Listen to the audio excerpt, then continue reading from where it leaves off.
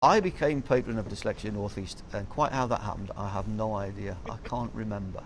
It involves Liz, obviously the top, the main cheese person at the head of the outfit, and she must have approached me. I honestly can't remember. It can't have been too long after I was diagnosed, but I don't even know when she set the charity up. I've definitely been involved for a few years because I've been doing events for them for many years. So, yeah, no idea.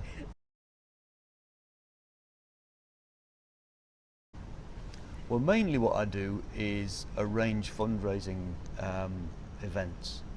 So, um, I began by putting on little music nights, and very kindly, Billy Mitchell, who was, the front man in Lindisfarne for many years, he agreed to come down with Ray Laidlaw, who was the drummer in Lindisfarne, and they did a little bit of music. It was just going to be me and my mates doing a few tunes, to the people who were familiar with Dyslexia North East. And then Billy came along, and obviously with Billy comes the opportunity to just get people in who just want to see him.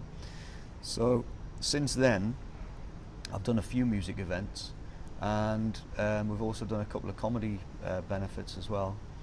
And because I work in the comedy industry, it's easy to get really sort of good venues and comedians involved, and that's just a pleasure for me because that's what I do for a living, and to do it knowing that it's benefiting the charity is great. And my friends who are comedians, they're all happy to come along and help, and the lovely people who run the venues, especially the Stand Comedy Club in Newcastle, where we are right now. They are, no, but seriously, I mean, they're very good about the whole thing.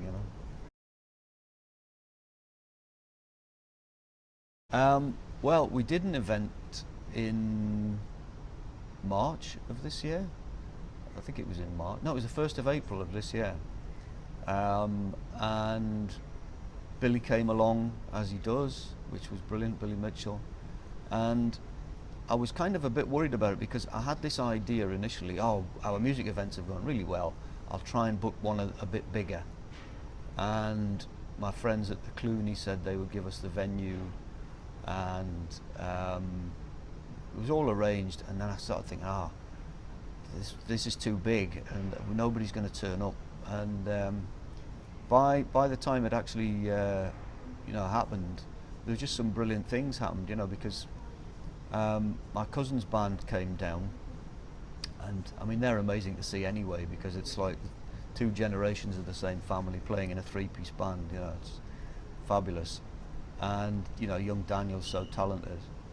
And then through them we got this connection with Hannah Lamb, who is an amazing singer-songwriter from Northumberland, and she guests with them occasionally. So I got them and I thought, oh, that's nice.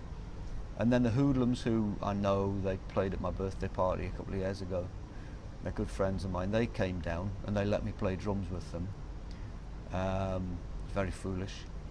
And that was all very nice. And then at the last minute, a young band from North Shields called the Middens volunteered themselves. They said, can we play, And they were dynamite, because it meant that across the spectrum, we had the old pro Billy Mitchell coming along and doing his great songs and doing, a few gags as he does as well.